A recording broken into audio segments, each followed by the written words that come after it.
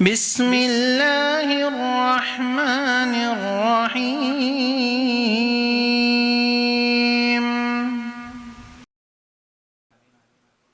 من يهده الله فلا مضل له عبده ورسوله يا أيها الذين آمنوا اتقوا الله حق تقاته ولا تموتن إلا وأنتم مسلمون يا أيها الناس اتقوا ربكم الذي خلقكم من نفس واحدة وخلق منها زوجها وبث منهما رجالا كثيرا ونساء واتقوا الله الذي تساءلون به والأرحام إن الله كان عليكم رقيبا يا أيها الذين آمنوا اتقوا الله وقولوا قولا سديدا يصلح لكم أعمالكم ويغفر لكم ذنوبكم ومن يطع الله ورسوله فقد فاز فوزا عظيما أما بعد فإن خير الحديث كتاب الله وخير الهدي هدي محمد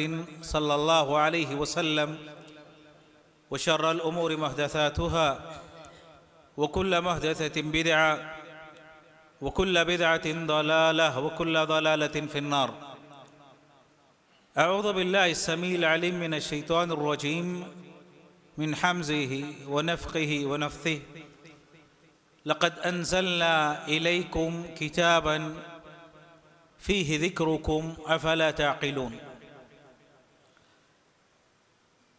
معزز علماء کرام، برادران اسلام، خواتین ملت، اللہ کا شکر و احسان ہے کہ اللہ تعالیٰ کی توفیق اور اس کے فضل سے آج ہم فضائل رمضان کے عنوان سے منعقد مجلس میں جمع ہیں۔ اللہ تعالیٰ ہم سب کے یہاں جمع ہونے کو قبول فرمائے اور بابرکت اللہ تعالیٰ اس مجلس کو بنائے اور ان نیکیوں کو اللہ قیامت کے دن میزان حسنات میں شامل فرمائے، آمین۔ برادران اسلام، جس عنوان کے تحت مجھے آپ کے سامنے کچھ باتیں کہنی ہیں وہ ماہ رمضان اور قرآن مجید۔ اس ماہ سے قرآن کا بہت گہرا تعلق ہے۔ یہ تعلق خود احکم الحاکمین رب العالمین نے قرآن مجید میں بیان کیا۔ اللہ تعالیٰ نے فرمایا شہر رمضان الذی انزل فیہ القرآن، کہ یہ ماہ رمضان کا مہینہ ہے جس میں اللہ نے قرآن مجید نازل کیا، قرآن مجید اتارا۔ ظاہر سی بات ہے کہ اللہ نے قرآن مجید کو نازل کرنے کے لیے اگر اس مہینے کا انتخاب کیا ہے تو یہ اس ماہ کی فضیلت پر دلالت کرتا ہے، اور ساتھ میں اس ماہ میں قرآن مجید کی تلاوت کی فضیلت کو بھی واضح کرتا ہے کہ یہ ماہ انتہائی مکرم، معظم اور فضیلت والا رب العالمین کے پاس، اور اس ماہ میں قرآن مجید کی تلاوت، اس کو سمجھنا اور اس کے مطابق عمل کرنا باعث سعادت اور باعث برکت۔ اسی لیے آپ دیکھتے ہیں کہ پیارے رسول صلی اللہ علیہ وسلم جب بھی ماہ رمضان آتا قرآن مجید تلاوت کرتے، اور خصوصیت کے ساتھ اس ماہ میں جبریل امین علیہ السلام کو قرآن مجید سناتے، اور ایک مرتبہ ہر ماہ ماہ رمضان میں قرآن مجید کو ختم کرتے ہیں۔ جس سال پیارے رسول صلی اللہ علیہ وسلم کا انتقال ہوا، آپ دنیا سے رخصت ہوئے، تو رسول اللہ صلی اللہ علیہ وسلم نے 2 مرتبہ قرآن مجید جبریل امین علیہ السلام کو پڑھ کر سنایا۔ قرآن مجید اللہ کا کلام ہے، جو عظمت، جو شان، جو قدر رب العالمین کی ہے، وہی قدر، وہی عظمت اور وہی شان اس کے کلام کی ہے۔ اسی لیے اللہ تعالیٰ نے اپنے اس کلام میں اتنی برکات اور اتنی خیرات جمع کر دی ہیں، رکھ دی ہیں کہ دنیا کا کوئی انسان تصور نہیں کر سکتا کہ اگر قرآن مجید سے اپنا رشتہ وہ جوڑ لے، کس قدر سعادت اور کس قدر خیر اور برکت اس کو حاصل ہوگی، اندازہ نہیں لگا سکتا۔ قرآن مجید کے بارے میں آپ غور کریں، اللہ تعالیٰ نے ابتدائی آیات میں الف لام میم ذالک الکتاب لا ریب فیہ ھدی للمتقین، کہ یہ وہ کتاب ہے جس میں کسی قسم کا کوئی شک اور شبہ نہیں، شک کی کوئی گنجائش نہیں۔ اگر شک کرے گا تو کافر ہو جائے گا۔ ایک آیت کے بارے میں کوئی شک میں مبتلا ہوتا ہے، شبہ کا اظہار کرتا ہے، تو دین اسلام سے خارج ہے۔ لا ریب فیہ ھدی للمتقین، متقیوں کے لیے ہدایت ہے۔ قرآن مجید سے انسان ہدایت پر آتا ہے۔ کتنے ہی دل سخت تھے، نرم ہو گئے، کتنے ہی کافر تھے، مسلمان ہو گئے، کتنے ہی گمراہ تھے، راہ راست پر آ گئے، کتنے ہی بھٹکے ہوئے تھے، تاریکیوں میں تھے، اللہ نے روشنی عطا کر دی قرآن کی تلاوت کی برکت۔ فضیل ابن عیاض رحمہ اللہ کا نام آپ نے بارہا سنا ہوگا، عابد الحرمین، توبہ کرنے کے بعد اپنے آپ کو وقف کر لیا تھا کہ حرم میں اپنی بقیہ زندگی گزاریں گے اللہ کی عبادت کرتے ہوئے۔ ایک ڈاکو تھے، چور تھے، چوری کرنے کے لیے، ڈاکہ ڈالنے کے لیے، اپنی کسی محبوبہ سے ملاقات کرنے کے لیے گھر کی دیوار پھلانگ رہے تھے۔ اچانک قرآن کی ایک آیت کانوں میں سنائی دیتی ہے، أَلَمْ يَأْنِ لِلَّذِينَ آمَنُوا أَن تَخْشَعَ قُلُوبُهُمْ لِذِكْرِ اللَّهِ، کیا ابھی وہ وقت نہیں آیا کہ انسان کے دل پگھل جائے اللہ کے ڈر سے، اللہ کی خشیت سے، ذکر سننے کے بعد نرم ہو جائے، موم ہو جائے؟ کیا ابھی وہ وقت نہیں آیا؟ یہ آیات سنتے ہیں اور اتنی تاثیر آیتوں میں، اتنا اثر کہ فرماتے وہ کہتے ہیں کہ بے ساختہ جس ارادے سے وہ آئے تھے، اپنے ارادے کو ترک کر دیا، چھوڑ دیا، اور کہنے لگے بلا یا رب، کہ اللہ وہ وقت آ چکا ہے کہ میں توبہ کروں، میرا دل نرم ہو جائے، اپنے گناہوں سے کنارہ کشی میں اختیار کر لو۔ بلا یا رب، اے اللہ وہ وقت آ چکا ہے، وہ وقت آ چکا ہے، توبہ کر لی، اور اتنی سچی توبہ کی کہ بقیہ ساری زندگی حرم مکی میں اللہ کی عبادت میں گزارتے ہیں۔ اور کئی حدیثوں کے راوی بخاری اور مسلم میں فضیل ابن عیاض رحمہ اللہ کے توسط سے کتب ستہ میں ان کی حدیثیں آپ کو مل جائیں گی۔ آپ اندازہ لگائیں کہ ایک چوری کرنے والا، ڈاکے ڈالنے والا، لڑکیوں کا پیچھا کرنے والا، قرآن مجید کی آیت، ایک آیت اس کے دل پر اثر کرتی ہے، اور توبہ کرنے کے بعد وہ انسان بقیہ زندگی اللہ کی عبادت میں صرف کر دیتا ہے۔ قرآن مجید میں وہ تاثیر ہے، وہ اثر ہے۔ سورہ نور کی ایک آیت ہے، ومن يطع الله ورسوله ويخشى الله ويتقه فأولئك هم الفائزون.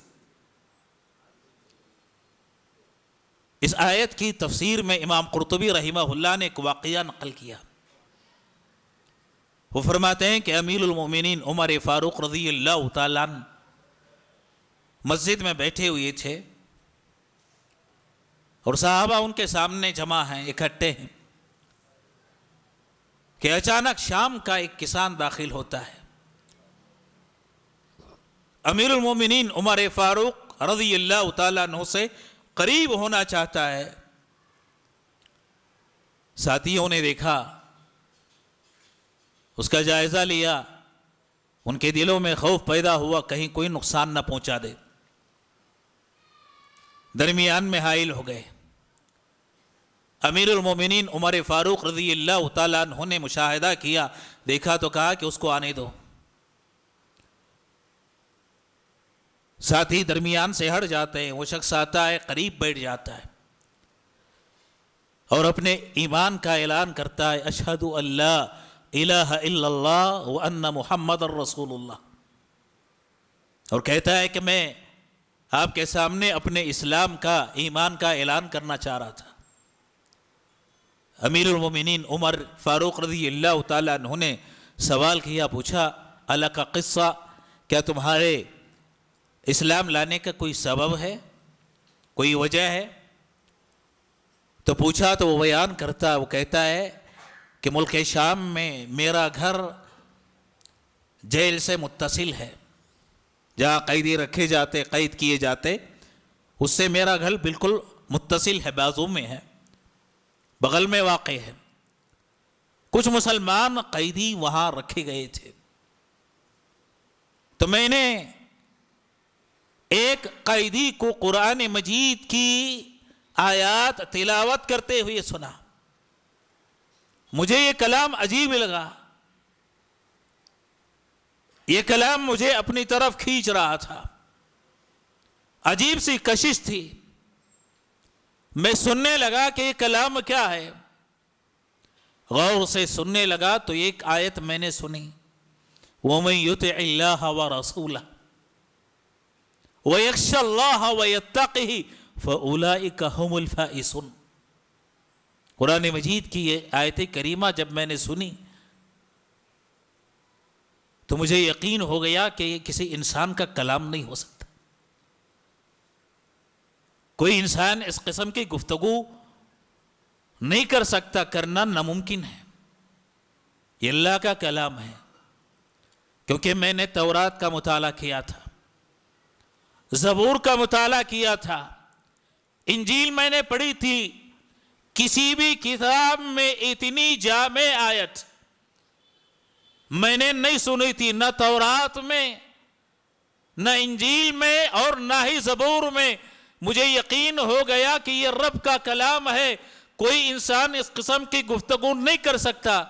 تو امیر المؤمنین عمر فاروق رضی اللہ تعالیٰ عنہ نے اس سے سوال کیا، اس سے پوچھا کہ تم نے آیت کا کیا مطلب سمجھا؟ آیت تو تم نے سنی، لیکن اس کا مطلب کیا ہے، اس کا معنی کیا ہے؟ تو وہ دیہاتی کسان زبور کو پڑھا ہوا، تورات کا مطالعہ کیا ہوا، انجیل کو پڑھا ہوا جواب دیتا ہے، کہتا ہے وَمَن يُطِعِ اللَّهَ، کہ جو شخص اللہ کی اطاعت کرتا ہے، یعنی اللہ کے فرائض کو بچا لاتا ہے اور اللہ نے جن چیزوں کو حرام قرار دیا ہے ان کو ترک کر دیتا ہے، واجبات کو ادا کرنا، محرمات سے بچ جانا.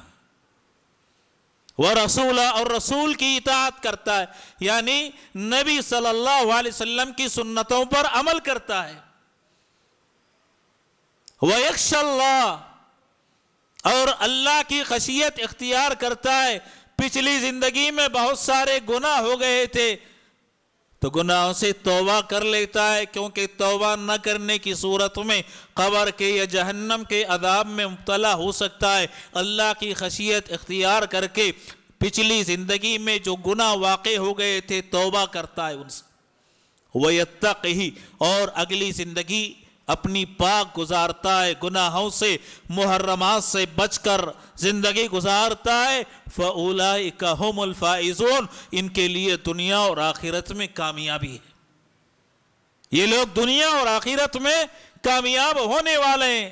کتنا آسان کام ہے فرائض کو ادا کرنا، منہیات سے اجتناب کرنا، سنن اور نوافل کا اہتمام کرنا، پچھلی زندگی میں جو گناہ ہو گئے تھے ان پر رونا، توبہ کرنا، اور اگلی زندگی پاک بسر کرنا، گناہوں سے بچ کر یہ کام کر لے، دنیا اور آخرت کی سعادت ہے۔ تو وہ دیہاتی کہتا ہے مجھے یقین ہو گیا اتنا جامع کلام صرف رب العالمین کا ہو سکتا ہے، کوئی انسان اس قسم کی گفتگو نہیں کر سکتا، تو میں نے عیسائیت کو ترک کر کے، عیسائیت کو چھوڑ کر اسلام قبول کر لیا، اور اسی کا اعلان کرنے کے لیے میں آپ کے پاس آیا ہوں۔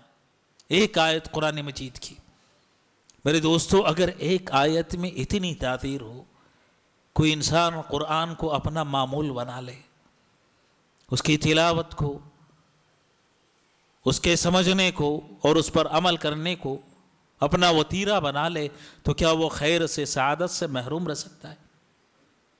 قرآن مجید اللہ کی وہ کتاب ہے، جو شخص اللہ کی اس کتاب سے جڑ جاتا ہے، اللہ تعالیٰ دنیا اور آخرت میں اس کے مقام اور اس کے مرتبے کو اونچا کر دیتے ہیں۔ قرآن، نبی علیہ السلام نے فرمایا، اس حدیث پر آپ غور کریں، ان اللہ یرفع بہذا الکتاب اقواما ویضع بہ آخرون، اس کتاب سے اللہ انسانوں کو اوپر اٹھاتا ہے۔ یرفع بہذا الکتاب، اس کتاب سے اللہ انسانوں کو اوپر اٹھاتا ہے، ویضع بہ آخرین، اور کچھ لوگوں کو اللہ اس کتاب کی وجہ سے نیچے گرا دیتا ہے، یعنی کچھ لوگ عزت والے ہو جاتے ہیں اور کچھ لوگ ذلیل ہو جاتے ہیں۔ عزت والے کون؟ جو قرآن سے اپنا تعلق جوڑ لیں، وہ اللہ کے پاس عزیز ہو جاتے ہیں، اور جو کہ اس کتاب کو ترک کر دیں وہ ذلیل اور رسوا ہو جاتے ہیں۔ ان اللہ یرفع بہذا الکتاب، اس کتاب کے ذریعے اللہ تعالیٰ کچھ لوگوں کو اٹھاتا ہے، اونچا مقام عطا کرتا ہے۔ قرآن مجید میں اتنی برکت ہے،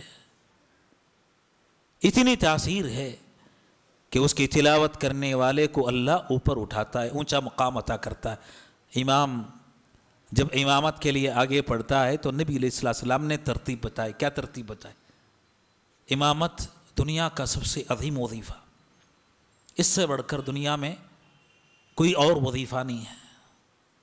آج انسان یہ سمجھتا ہے کہ ڈاکٹر بن گیا تو طب کا پیشہ اختیار کرنا یہ باعث عزت ہے، کوئی آدمی انجینئر ہو گیا تو عزت اور رفعت کا باعث ہے۔ میرے دوستو، یہ ہو سکتے ہیں اپنے اپنے جگہ ان کی کوئی حیثیت ہو، لیکن سب سے عظیم اگر کوئی حیثیت ہے، کسی کا مقام ہے، کسی کا مرتبہ ہے، تو وہ امامت کا۔ پیارے رسول صلی اللہ علیہ وسلم ساری زندگی امام تھے، آپ نے امامت کی، اور اپنی زندگی میں کبھی پیارے رسول صلی اللہ علیہ وسلم نے، جب تک آپ باحیات تھے، کوئی اور امام نہ بن سکا۔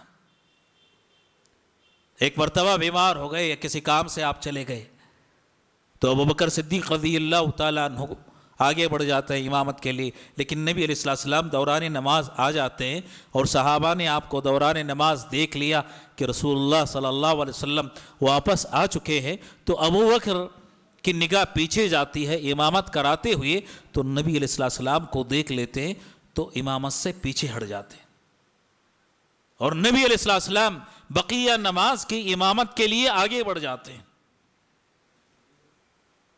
آپ صلی اللہ علیہ وسلم کے بعد امام خلیفہ اول ابوبکر صدیق، ابوبکر کے بعد خلیفہ دوم عمر فاروق، ان کے بعد خلیفہ سوم عثمان ابن عفان، ان کے بعد علی ابن ابی طالب رضی اللہ تعالیٰ عنہ۔ کیوں؟ سب سے افضل انسان امامت کروائے گا، سب سے افضل انسان۔ نبی علیہ السلام کے بعد سب سے افضل ابوبکر، ان کے بعد سب سے افضل عمر، اسی لیے جب تک ابوبکر تھے عمر نے امامت نہیں کروائی۔ امامت نہیں کی. نبی علیہ السلام نے کیا کہا؟ یوم القوم اقراہم لکتاب اللہ. کسی قوم کی امامت کا سب سے زیادہ حقدار وہ جو سب سے زیادہ قرآن پڑھا ہوا ہو. حافظ ہے تو غیر حافظ امامت کے لیے آگے نہیں جا سکتا. قرآن کی برکت سب سے آگے، امامت کے لیے سب سے زیادہ حقدار اللہ کی کتاب کا حافظ جو قرآن کو یاد کیا ہو، غیر حافظ اس سے آگے نہیں جا سکتا. یہ مقام اللہ نے عطا کیا ہے، یہ مقام اللہ تعالیٰ نے دیا ہے. ان اللہ یرفع بہذا الکتاب اقواما. اللہ تعالیٰ اس کتاب کے ذریعے کچھ لوگوں کو عزت عطا کرتا ہے. کوئی اس کو پیچھا نہیں کر سکتا، کوئی اس کو ذلیل نہیں کر سکتا. عزت کے اس مقام کو کوئی چھین نہیں سکتا. پیارے رسول صلی اللہ علیہ وسلم کی ایک حدیث ہے. پیارے رسول صلی اللہ علیہ وسلم نے فرمایا خذ القرآن من اربع. آپ صلی اللہ علیہ وسلم نے 4 صحابہ کا نام لے کر ان سے قرآن سیکھنے کا حکم دیا. کوئی اور علم نبی علیہ السلام نے کسی کا نام نہیں لیا ہے. کسی اور علم میں نبی علیہ السلام نے یہ نہیں کہا کہ حدیث فلاں سے سیکھو، فقہ فلاں سے سیکھو، فرائض فلاں سے سیکھو. نبی علیہ السلام نے کسی اور کا نام نہیں لیا. لیکن قرآن مجید کا جہاں ذکر آیا تو نبی علیہ السلام نے 4 صحابہ کا نام لیا. نام لے کر نبی علیہ السلام نے فرمایا خذ القرآن من اربع، کہ 4 شخصیتیں، 4 صحابہ ایسے ہیں کہ تم ان سے قرآن سیکھو، قرآن کا علم تم ان سے حاصل کرو. نبی علیہ السلام نے جو نام لیا وجہ کیا تھی؟ سبب کیا تھا؟ کہ سب سے زیادہ قرآن کو جاننے والے، نبی علیہ السلام سے پڑھنے والے، ان سے سیکھنے والے اور با تجوید تلاوت کرنے والے. نبی علیہ السلام نے فرمایا کہ 4 صحابہ سے قرآن کو سیکھو. نمبر 1 ابی ابن کعب رضی اللہ تعالیٰ. نمبر 2 سالم مولا حذیفہ رضی اللہ تعالیٰ. نمبر 3 عبداللہ ابن مسعود رضی اللہ تعالیٰ. نمبر 4 معاذ ابن جبل رضی اللہ تعالیٰ. نبی علیہ السلام نام لے کر ان کا ذکر کیا کہ خذ القرآن من اربع، قرآن کو 4 صحابہ سے سیکھو. یہ خصوصیت کے ساتھ جو نام ذکر کیا گیا ہے، نام بیان کیا گیا ہے، سبب کیا ہے؟ قرآن سے ان کا رشتہ، قرآن سے ان کا تعلق، قرآن کو یاد کرنا، قرآن کے الفاظ کو ضبط کرنا، اس کے معانی اور مفہوم کو سمجھنا اور اس کے مطابق عمل کرنے کی کوشش کرنا.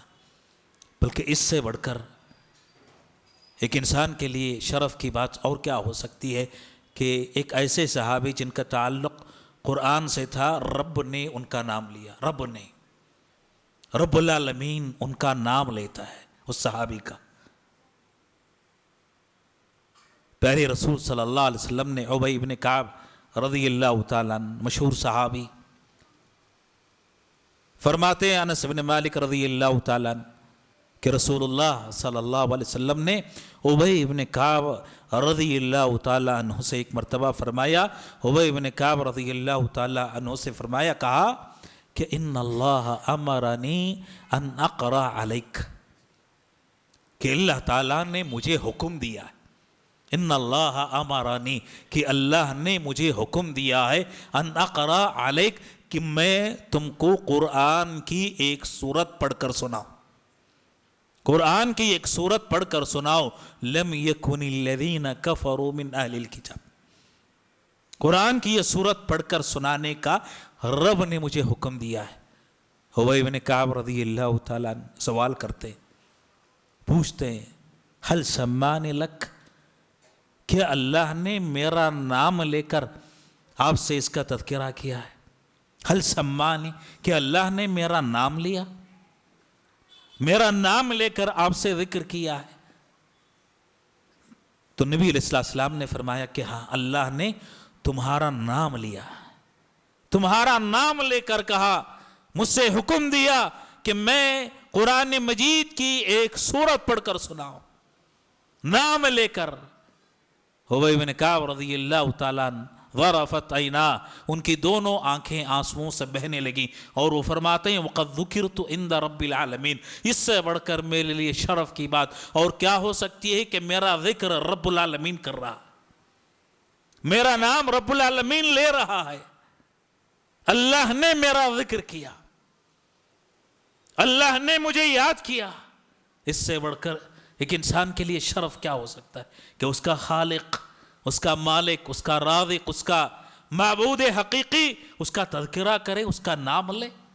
یہ شرف ان کو کیسے حاصل ہوا؟ قرآن سے تعلق کی وجہ سے۔ قرآن سے انسان کا تعلق پیدا ہو جاتا ہے، انسان کا تعلق جڑ جاتا ہے۔ تو میرے دوستو، اللہ تعالیٰ اس کا تذکرہ کرتے ہیں، وہ پڑھتا ہے تو اس کی ندا کا جواب دیتے ہیں۔ پیارے رسول صلی اللہ علیہ وسلم کی حدیث ہے ابو ہریرہ رضی اللہ تعالیٰ عنہ کی، کہ رسول اللہ صلی اللہ علیہ وسلم نے فرمایا، اللہ تعالیٰ نے فرمایا قسمت الصلاۃ بینی و بین عبدی نصفین۔ الصلاۃ یہ سورہ فاتحہ کا نام ہے۔ اللہ تعالیٰ نے فرمایا، کہا قسمت الصلاۃ بینی و بین عبدی نصفین، کہ میں نے صلاۃ کو یعنی سورہ فاتحہ کو میرے اور میرے بندے کے درمیان آدھا آدھا تقسیم کر دیا ہے، آدھا آدھا تقسیم کر دیا ہے، آدھا حصہ میرا ہے اور آدھا حصہ میرے بندے کا ہے۔ قسمت الصلاۃ، میں نے صلاۃ کو یعنی سورہ فاتحہ کو میرے اور میرے بندے کے درمیان میں نے تقسیم کر دیا ہے، آدھا حصہ میرا ہے، آدھا حصہ میرے بندے کا ہے۔ جب نماز میں کھڑا ہوتا ہے بندہ سورہ فاتحہ کی تلاوت کرتا ہے، اسی لیے نبی علیہ السلام نے فرمایا، کیا فرمایا؟ لا صلاۃ الا بفاتحۃ الکتاب، جو سورہ فاتحہ نہ پڑھے اس کی نماز نہیں، مقتدی ہو، امام ہو، منفرد ہو، کوئی بھی ہو، سورہ فاتحہ نہیں پڑھتا تو اس کی نماز نہیں ہوتی۔ سورہ فاتحہ پڑھتا ہے تو ہوتا کیا ہے؟ نبی علیہ السلام نے فرمایا، بندہ جب پڑھتا ہے الحمدللہ رب العالمین، الحمدللہ رب العالمین، جب بندے کی زبان سے یہ کلمات ادا ہوتے ہیں تو اللہ تعالیٰ فرماتے ہیں حمیدنی عبدی، کہ میرا بندہ میری حمد بیان کر رہا ہے۔ اللہ جواب دیتے ہیں، رب کی طرف سے جواب آتا ہے، حمیدنی عبدی، میرا بندہ میری حمد بیان کر رہا ہے۔ الرحمن الرحیم، اللہ کی طرف سے جواب آتا ہے، اثنا علی عبدی، میرا بندہ میری ثنا بیان کر رہا ہے۔ پہلی آیت پڑھا، رب کی حمد بیان کیا تو اللہ کہتا ہے کہ میری حمد بیان کر رہا ہے۔ دوسری آیت پڑھتا ہے تو اللہ تعالیٰ فرماتے ہیں اثنا علی عبدی، میرا بندہ میری ثنا بیان کر رہا ہے۔ مالک یوم الدین، اللہ جواب دیتا ہے مجدنی عبدی، کہ میرا بندہ میری عظمت کا اقرار کر رہا ہے، کہ میں ہی عظیم ہوں، میں ہی بلند ہوں، میں ہی برتر ہوں، مجھ سے بڑا کوئی نہیں۔ مجدنی عبدی، میرا بندہ میری عظمت کا اقرار کر رہا ہے، میری بڑائی بیان کر رہا ہے۔ ایاک نعبد و ایاک نستعین، ایاک نعبد، میں تیری ہی عبادت کرتا ہوں، وَإِيَّاكَ نَسْتَعِينُ، اور تجھ سے ہی میں مدد مانگتا ہوں۔ اللہ تعالیٰ فرماتا ہے کہ یہ جو آیت ہے اس کا آدھا حصہ میرا اور آدھا حصہ بندے کا۔ ایاک نعبد، یہ حصہ میرا ہے کہ ہم تیری ہی عبادت کرتے ہیں، یہ عبادت میرے لیے ہے، میرے لیے خاص ہے۔ وَإِيَّاكَ نَسْتَعِينُ، اور یہ بندے کا حصہ کہ بندہ اپنے لیے مدد مانگ رہا ہے۔ اللہ کہتے ہیں ولی عبدی ما سأل، بندہ جو پوچھ رہا ہے میں دے رہا ہوں اس کو، بندہ مدد مانگ رہا ہے میں مدد کر رہا ہوں۔ اہدنا الصراط المستقیم صراط الذین انعمت علیہم غیر المغضوب علیہم ولا الضالین، یہ سارے کا سارا بندے کا حصہ ہے، اور بندہ جو کچھ مجھ سے مانگ رہا ہے میں اس کو عطا کر رہا ہوں، میں اس کو دے رہا ہوں۔ قرآن کی تلاوت بندہ کرتا ہے، اللہ جواب دیتا ہے اس کی تلاوت کا، خصوصاً سورہ فاتحہ۔ یہ اعزاز کی بات نہیں کہ بندہ جب تلاوت کرے تو اللہ اس کی ندا پر، اس کی پکار پر، اس کی تلاوت پر جواب دے۔ رب کی طرف سے جواب آئے، اس سے بڑھ کر ایک بندے کے لیے اعزاز کیا ہو سکتا ہے؟ اور میرے دوستو، قرآن مجید وہ کتاب ہے کہ اس میں ہر آدمی کا ذکر ہے، ہر آدمی کا تذکرہ ہے۔ آپ کا قرآن میں تذکرہ ہے، سابقہ اقوام کا تذکرہ ہے، آنے والے لوگوں کا اللہ نے اس کتاب میں تذکرہ کیا ہے۔ اللہ تعالیٰ نے فرمایا لقد انزلنا الیکم کتابا فیہ ذکرکم افلا تعقلون، لقد انزلنا الیکم کتابا کہ ہم نے تمہاری طرف ایک کتاب اتاری، ایک ایسی کتاب نازل فرمائی، فیہ ذکرکم، اس میں تمہارا تذکرہ ہے، تمہارا ذکر ہے۔ ہر انسان کا، ہر مسلمان کا تذکرہ قرآن میں ہے، قرآن میں اللہ نے اس کا ذکر کیا۔ افلا تعقلون، کیا تم سمجھتے نہیں ہو؟ اگر اپنے آپ کو تلاش کرنا ہے، اپنے بارے میں معلوم کرنا ہے کہ وہ کہاں ہے، اس کی حیثیت کیا ہے، اس کا مقام کیا ہے، تو قرآن پڑھ لے اور اس پہ غور و فکر کرے۔ قرآن پڑھ کر غور و فکر کرے گا تو انسان کا تذکرہ، اس کا اپنا مقام، اس کی اپنی حیثیت دنیا اور آخرت میں اس کو پتہ چل جائے کہ وہ کہاں ہے۔ لقد انزلنا الیکم کتابا، احنف ابن قیس رحمہ اللہ بیٹھے ہوئے تھے، ایک دن اچانک یہ آیت ان کے ذہن میں آتی ہے، لقد انزلنا الیکم کتابا فیہ ذکرکم افلا تعقلون۔ یہ آیت ان کے ذہن میں آتی ہے کہ ہم نے تمہاری طرف ایک ایسی کتاب نازل فرمائی، ایسی کتاب اتاری جس میں تمہارا تذکرہ ہے، کیا تم غور و فکر نہیں کرتے؟ کیا تم سوچتے نہیں، سمجھتے نہیں؟ تو احنف ابن قیس کہتے ہیں کہ میں سوچنے لگا کہ میرا تذکرہ کہاں ہے قرآن میں، اور اللہ نے میرا تذکرہ کس انداز میں کیا ہے۔ قرآن منگوایا، مصحف طلب کیا، مصحف لایا گیا، قرآن کھولتے ہیں، تلاوت شروع کرتے ہیں، غور و فکر کرتے کہ میں اپنے آپ کو اس میں تلاش کروں کہ میرا تذکرہ کہاں۔ تو بہت ساری آیات پر ان کا گزر ہوتا ہے، قرآن مجید کی آیتوں سے وہ گزرتے ہیں۔ ایک قوم کا اللہ تعالیٰ نے تذکرہ کیا، وَيُؤْثِرُونَ عَلَىٰ أَنفُسِهِمْ وَلَوْ كَانَ بِهِمْ خَصَاصَةٌ، کہ اللہ کے کچھ بندے نیک ایسے ہوتے ہیں کہ باوجود ضرورت مند ہونے کے اپنے آپ پر دوسروں کو ترجیح دیتے، ضرورت ہے انسان کو لیکن اس کے باوجود اپنے بھائی کو ترجیح دیتا ہے، رشتہ داروں کو ترجیح دیتا ہے، ان کی ضرورتیں پوری کرتا ہے۔ اور جو بخیلی سے اپنے نفس کو بچا لیتا ہے، یہ لوگ کامیاب ہونے والے ہیں۔ تو فرمایا کہ میں تو ان میں نہیں ہو سکتا، اللہ نے ان کی تعریف کی، ان کا تزکیہ کیا، میں اس قابل نہیں ہوں۔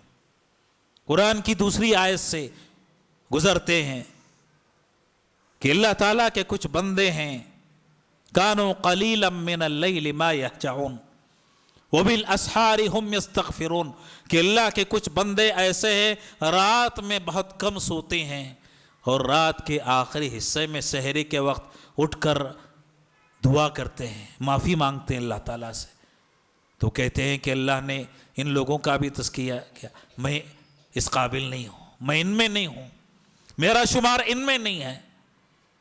پھر اس کے بعد کچھ لوگوں کا اور تذکرہ ان کو ملتا ہے قرآن مجید میں، والکاظمین الغیظ والعافین عن الناس واللہ یحب المحسنین، کہ جب انسان کو غصہ آتا ہے تو اپنے غصے کو پی جاتے ہیں، لوگوں کو درگزر کرتے ہیں، ان سے غلطیاں ہوتی ہیں تو معاف کرتے ہیں، اور اللہ تعالیٰ احسان کرنے والوں کو پسند کرتا ہے۔ تو فرماتے ہیں کہ میں ان میں نہیں ہوں، اللہ نے ان کا بھی تزکیہ کیا ہے، میں اس قابل نہیں ہوں۔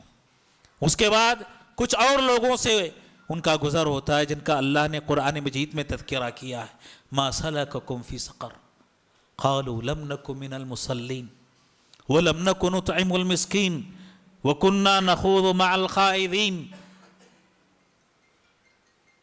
کہ ما سلککم فی سقر، کچھ لوگ جہنم میں داخل کر دیے جائیں گے، ان سے سوال کیا جائے گا ما سلککم فی سقر، جہنم میں کیسے داخل ہو گئے، جہنم میں کیسے آ گئے؟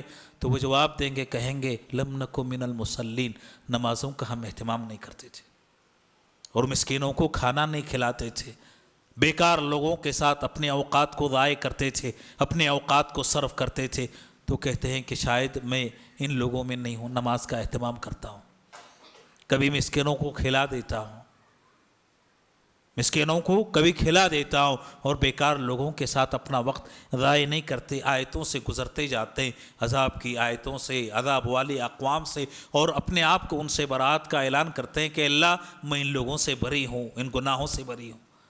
اس کے بعد ایک آیت پر پہنچتے ہیں تو کہتے ہیں کہ شاید یہ آیت میرے بارے میں، وآخرون، کہ اللہ کے کچھ بندے ایسے ہیں، خلطوا عملا صالحا وآخر سیئا، کہ کبھی نیک کام کیا اور کبھی ان سے گناہ سرزد ہو گئے، کچھ نیک کام ان سے سرزد ہوئی اور کچھ گناہ کے کام ان سے سرزد ہو گئے، نیک کام بھی کیا، گناہوں کے کام بھی کیا، شاید اللہ ان کے گناہوں کو معاف کر دے، شاید اللہ ان سے درگزر کر دے، شاید اللہ ان کو نجات دے دے۔ کہتے ہیں احنف ابن قیس کہ شاید ایسے لگتا ہے کہ یہ آیت میرے بارے میں نازل، میرے بارے میں اتری۔ ایمان جب زیادہ ہوتا ہے تو نیکیاں ہو جاتی، ایمان میں جب کمی واقع ہو جاتی ہے، لوگوں کے ساتھ، دوستوں کے ساتھ گھلنے ملنے لگتے ہیں تو شاید گناہ کے کچھ کام ہم سے سرزد ہو جاتے ہیں، تو شاید یہ میرے بارے میں ہے کہ نیکیاں بھی ہم سے سرزد ہو گئیں، گناہوں کے کام بھی ہو گئے، لیکن امید ہے کہ اللہ ہماری مغفرت فرماتا۔ قرآن میں ہمارا اپنا تذکرہ ہے، ہم کیسے معلوم کر سکتے ہیں؟ قرآن سمجھیں گے، سمجھ کر تلاوت کریں گے، تبھی ہمیں پتہ چلے گا کہ ہمارا تذکرہ اللہ نے کس انداز میں کیا ہے، اور ہم اپنے آپ کو تلاش کرنے کی کوشش تبھی کر سکتے ہیں جب قرآن ہماری سمجھ میں آئے۔ میرے دوستو، ہم مسلمانوں نے قرآن کو چھوڑ دیا ہے، ترک کر دیا ہے، کنارہ کشی اس سے ہم نے اختیار کر لی ہے۔ یاد رکھیں، قرآن کو ترک کرنے والا، قرآن کو چھوڑنے والا، اس سے کنارہ کشی اختیار کرنے والا، کل قیامت کے دن نبی علیہ السلام اس کی شکایت کریں گے کہ اللہ میری قوم کے لوگوں نے قرآن کو چھوڑ دیا، قرآن کو چھوڑ دیا، کہیں ایسا نہ ہو کہ ہمارے قرآن چھوڑنے کی وجہ سے نبی علیہ السلام ہماری شکایت رب کے دربار میں قیامت کے دن نہ کر دیں، کہیں اس میں ہم داخل نہ ہو جائیں۔ اپنے آپ کو بچانے کی کوشش کرنی چاہیے، اور سب سے بہترین مہینہ ماہ رمضان ہے۔ ماہ رمضان آتا سارے کام ترک کر دیتے، صحابہ اپنے آپ کو قرآن میں مشغول کر لیتے، اور سیرت کو آپ پڑھتے جائیے، مطالعہ کرتے جائیے، آپ کو پتہ چلے گا کہ ایک دن میں ایک مرتبہ قرآن ختم کرتے، ایک رات میں کئی مرتبہ قرآن ختم کرتے۔ کیوں؟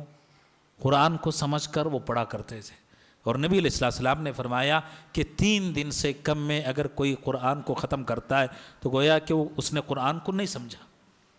اگر کسی کی سمجھ میں قرآن نہ آتا ہو تو 3 دن سے کم میں قرآن ختم نہیں کرنا چاہیے۔ سمجھتا ہے قرآن کو، ماہ رمضان کا مبارک موقع ہے، سمجھ کر 3 دن سے کم میں قرآن کی تلاوت کرتا ہے، تو اسی صورت میں کوئی حرج کی بات نہیں، کوئی مضائقہ نہیں کہ ایک دن میں ایک قرآن ختم کر لے، 2 دن میں 2 قرآن ختم کر لیا، ایک سے زیادہ قرآن ایک دن میں ختم کر لیا، تو اسی صورت میں کوئی حرج کی بات نہیں، یہی سلف سے ثابت ہے۔ لیکن بغیر سمجھے 3 دن سے کم میں قرآن مجید کو ختم نہیں کرنا چاہیے۔